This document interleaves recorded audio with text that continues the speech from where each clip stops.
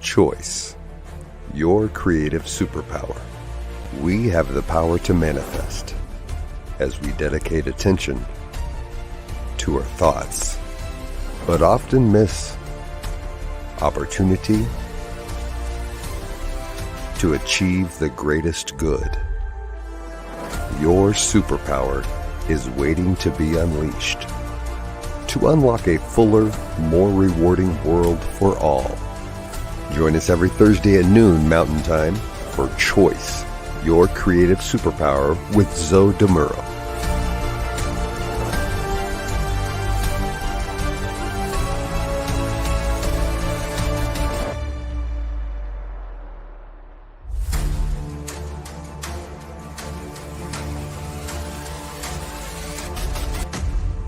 And now, here's Zoe.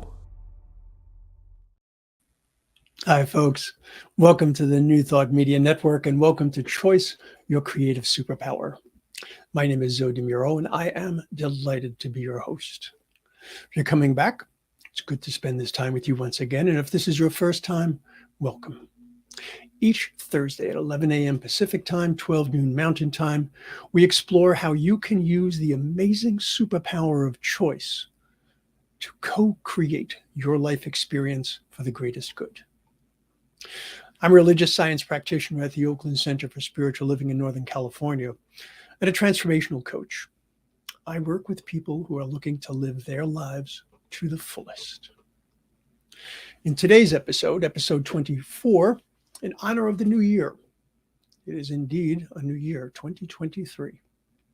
We'll be looking at choice and beginnings. I love this quote by Israel Moore Ayavor. This is in the Great Handbook of Quotes. No matter how short or long your journey to your accomplishment is, if you don't begin, you can't get there. Beginning is difficult, but unavoidable. Love that. Well, we all know what a beginning is.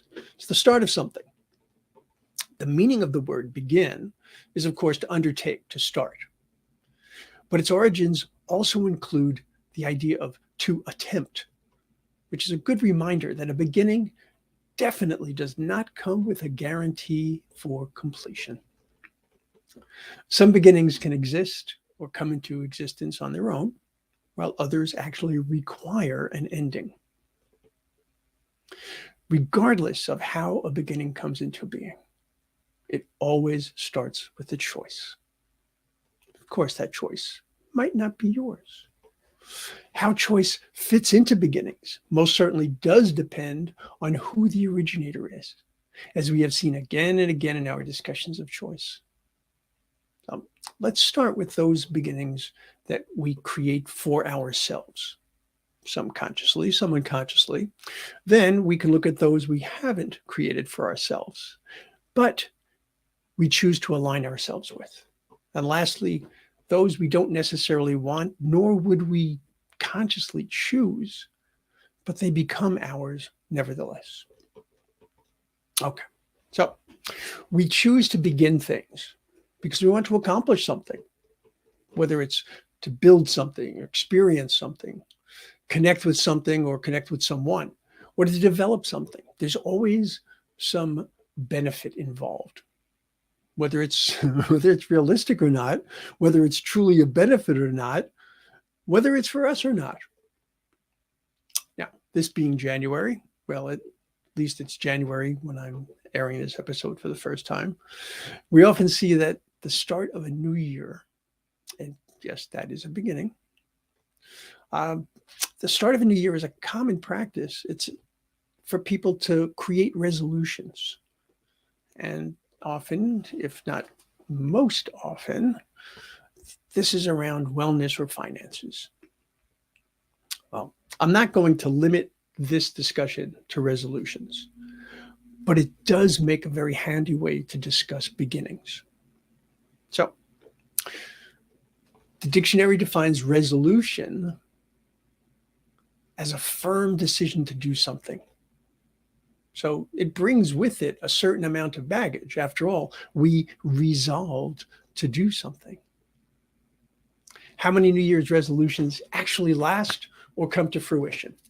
Well, according to most studies, somewhere between 9 and 12%, which makes it a failure rate of about 88 to 91%.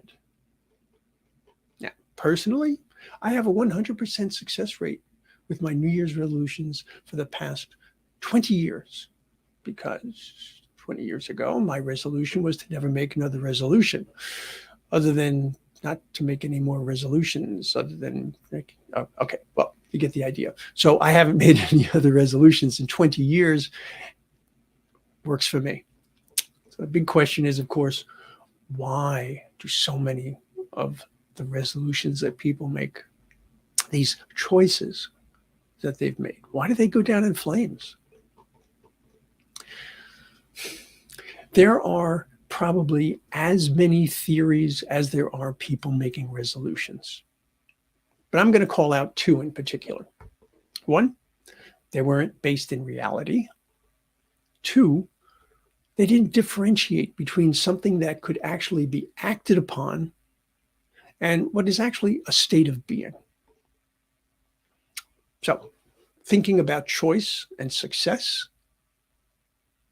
that is to say, having a successful choice, the bigger issue isn't whether or not you choose to make a resolution, but rather that you choose well.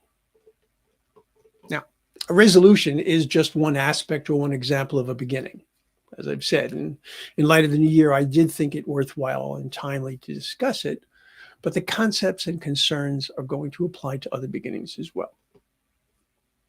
So, think about a resolution that you've made and ask yourself, is it a resolution to start something that you're going to do, or is it that you're somehow going to be different? So is it about doing, or is it about being? Each of these has different choices associated with it. For most people, resolving to do something often means adding yet another responsibility or task into their life. I'm going to read more. I'm going to work out every day. I'm going to walk to work instead of driving. I'm going to eat a balanced diet. Nothing wrong with any of those. But all of them have the potential for being wildly unattainable. Let's just look at one aspect of these revolutions. If you're going to read more, work out, or walk rather than drive, where is the time to do so going to come from? Put another way, before you can begin doing something new, do you need to consider what you're going to give up or stop doing? If you're going to eat a balanced diet, what has prevented that from happening in the past? Because that means you're going to be doing something differently. What will you be adding in or taking out? Now, honestly, we could spend a lot of time discussing how to make these rock solid. And that is a big part of what I do as a transformational coach.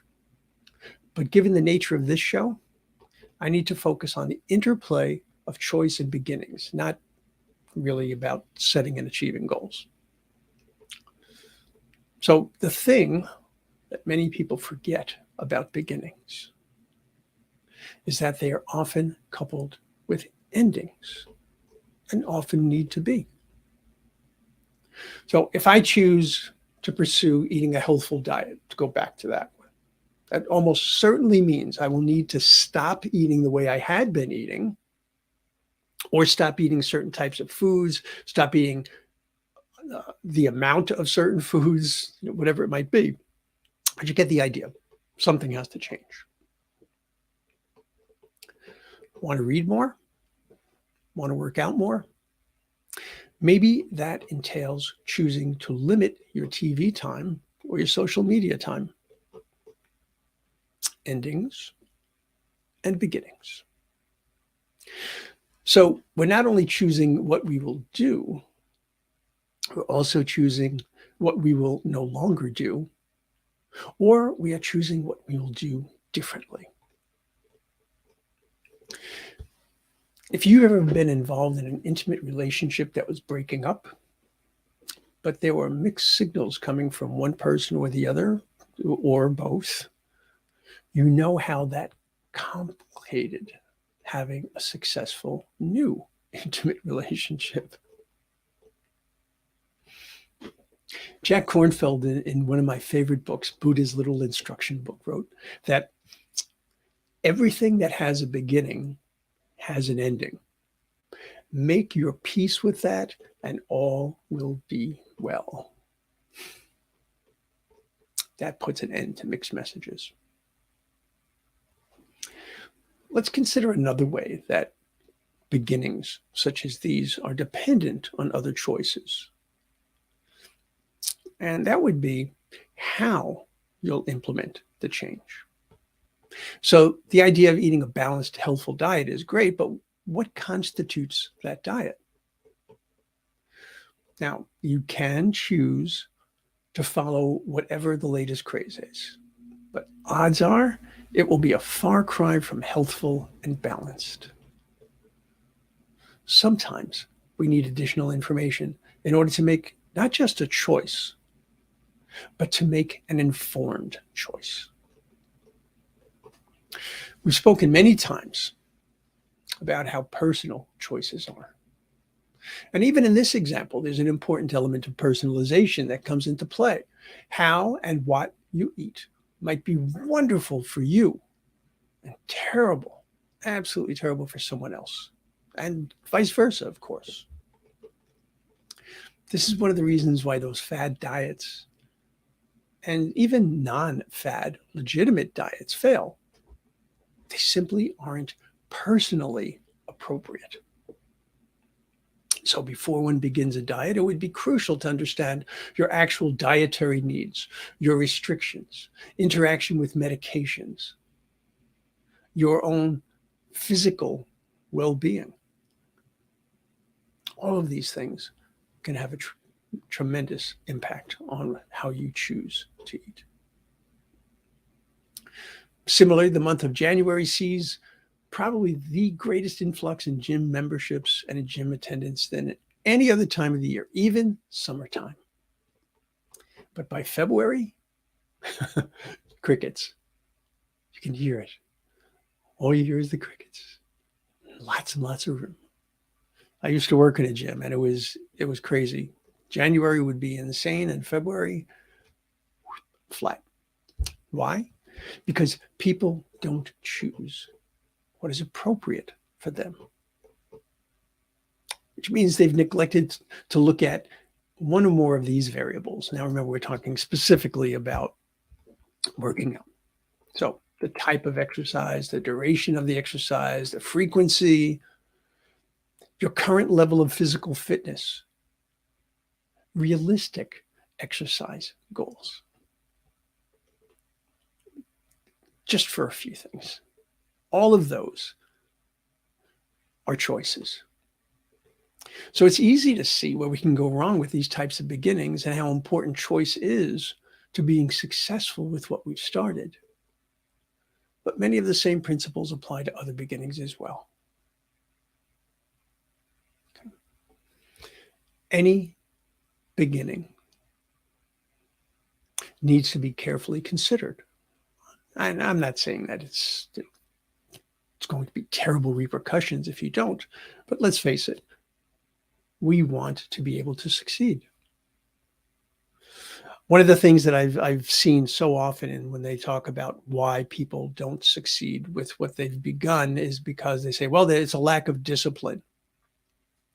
I honestly do not believe that. I believe what we're referring to as discipline really is having the ability to sustain something, but having the ability to sustain something that is not right for you, that doesn't make sense. If you saw my episodes on well-being, you know that the last thing that you're going to be able to do to achieve well-being is to do something that is absolutely counter your spirit, your values, your needs. Plain and simple. Now, those of us who are on a defined spiritual path. And I say it that way because I believe personally that we are all on a spiritual path, whether we realize it or not.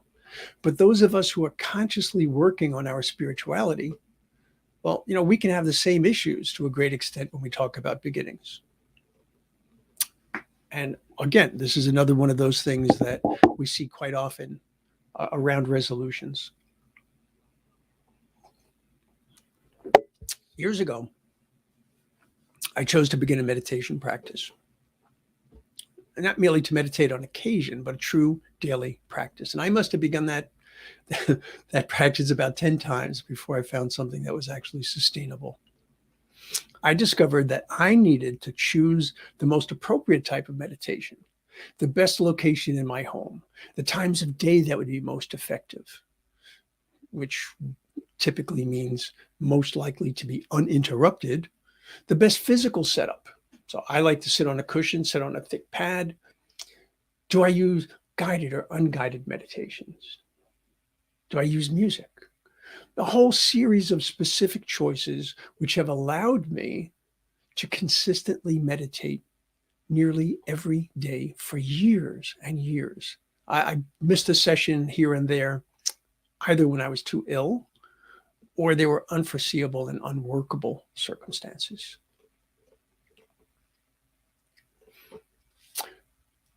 One of the methods I recommend to clients to ensure that what they begin has the best chance to come to fruition or to be sustained is to understand how this new activity, behavior, or perspective fits into their overarching personal vision. In spiritual circles, we use visioning quite frequently. Matter of fact, it's often a first step to understanding where we are, where we want to be. But I do recommend it virtually to all of my clients, regardless of their spiritual perspective. Because choosing to do the work to envision the desired end result, regardless of its being an action or a state of being, we get a sense of where we are, where we want to be, a sense of how it all fits together. And that allows us to understand priority. It allows us to understand the importance of what we're doing. It allows us to not only say what we're going to do, when we're going to do it, but why.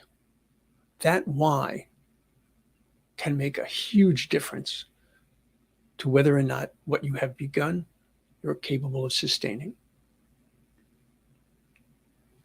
Now, obviously, not every beginning needs this. But those choices we make to bring about a greater sense of self can benefit enormously from the practice of visioning. Now, I probably should explain what I mean when I say a greater sense of self.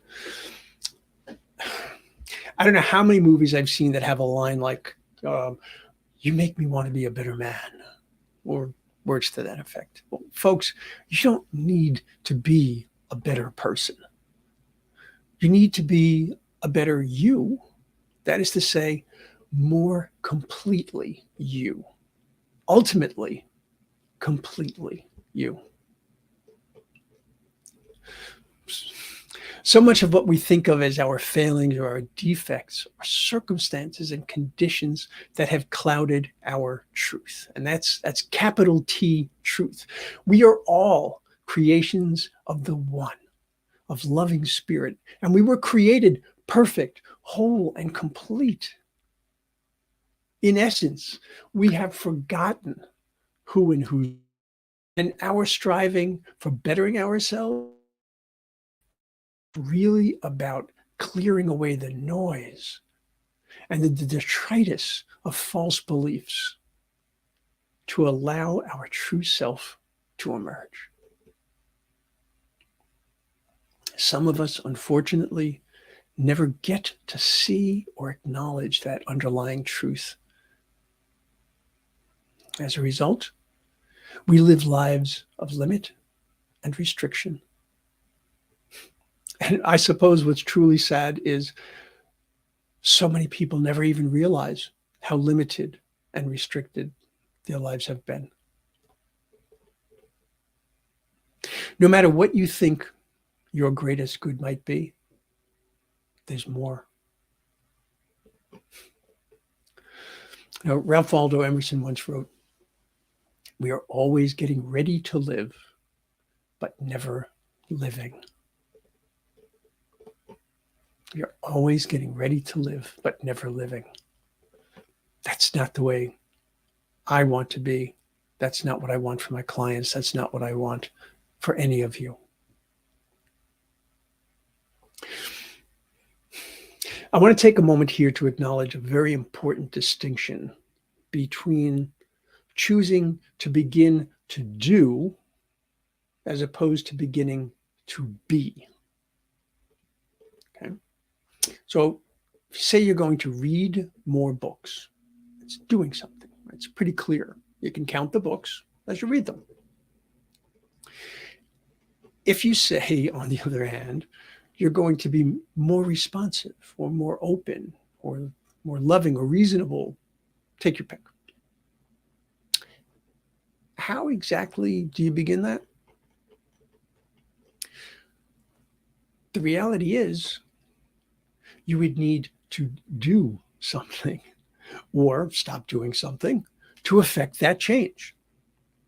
So if your beginning is about a state of mind, a state of being, however you want to express that, recognize that you have more choices to make.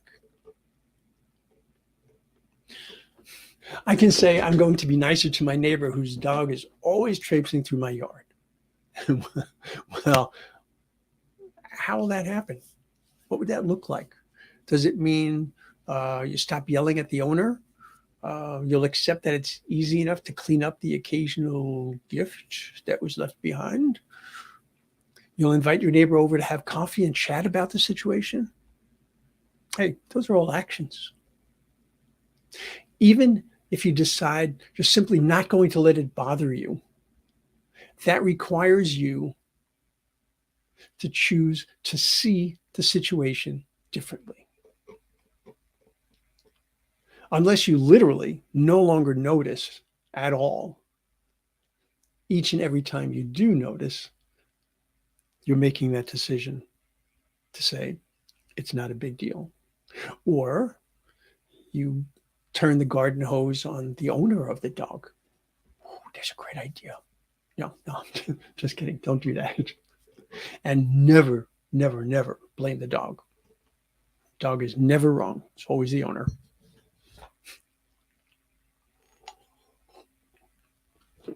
I want to switch gears to different types of beginnings. The beginnings you did not choose, but you choose to align with. For example, I don't know, how about becoming tech savvy because of a pandemic, which has shut down so many of your social and work avenues? Who would even think of such a thing happening? Oh yeah, it did. And you know what? We saw that as a way to move forward.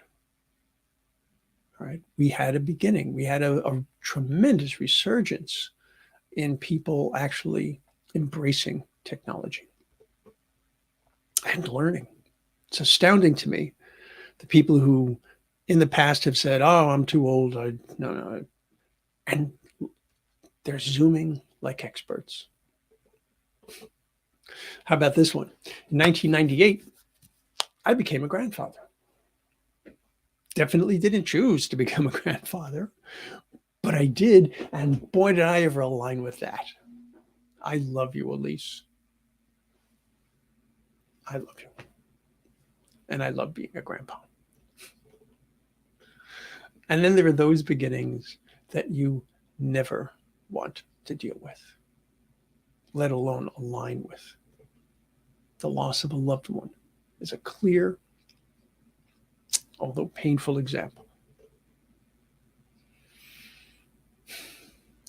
It's perfectly natural that we would think of that as being an ending. But in truth, it is also a beginning. It's probably easiest to see it as the beginning of grieving, and there's no denying that. Nor is there any benefit in denying that. But our lives have changed. It may even feel as if our world has changed. So it is a beginning of a new phase of life. It is the beginning of a new way to be in the world. And depending upon what your spiritual beliefs are, it's the beginning of the next step in your loved one's journey, which is what I most certainly do believe, that we are indeed eternal. We spoke about grief in episode 10. That was September of last year, in case you haven't seen that episode. But for this discussion, it's important to recognize that as familiar as we are with the now iconic stages of grief that Elizabeth Kubler-Ross posited, denial, anger, bargaining, depression, and acceptance, we're less familiar with a sixth step that she had considered. Now, she actually made her own transition before it became known or well known, but her colleague David Kessler, whom she worked for many, many years, he picked up the mantle and he brought us that sixth step, which is finding meaning. Now, I'd strongly recommend you read Kessler's book entitled Finding Meaning, but consider this. Meaning is what you make happen, and only you can find your own meaning. And once you do, you will have a beginning that enriches your life, even as it honors the loss and allows your love to uplift and support you.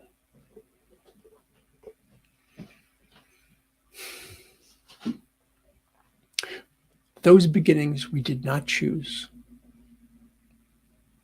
and would likely never choose are made in the image of our attitude, our perception, our mindset. We can see it as something that is devastating. We can see it as something that is an expression of the deepness of our love.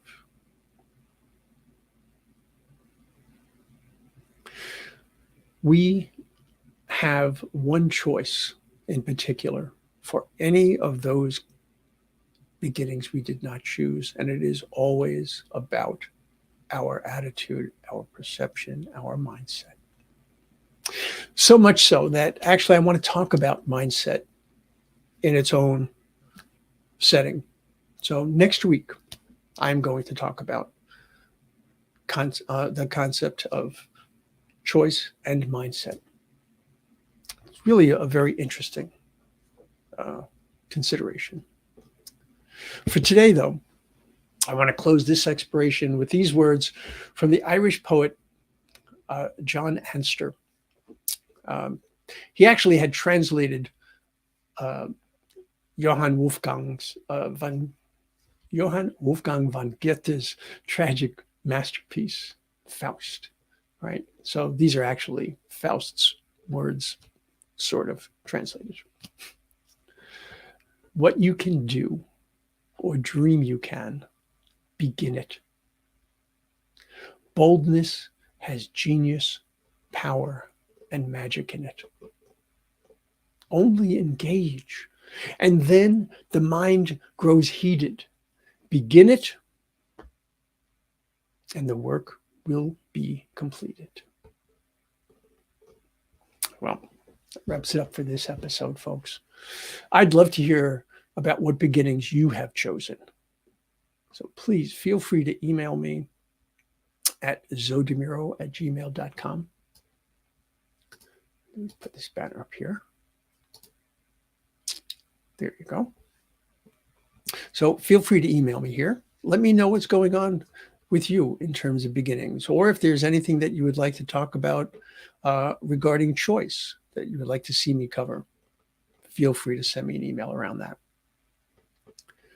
I have really enjoyed spending this time with you. We're coming into a whole new year. And someone said to me recently, they said, well, I wonder what kind of a year it's going to be. I said, it's going to be a magnificent year. It's going to be a spectacular year. They said, how'd you know that? I said, because I am responsible for co-creating that year, at least my experience of it. So if you can, folks, go to ntmedia.org. Look around. All right? Are you looking for prayer, for meditation, information, discussion, meditation? We've even got music.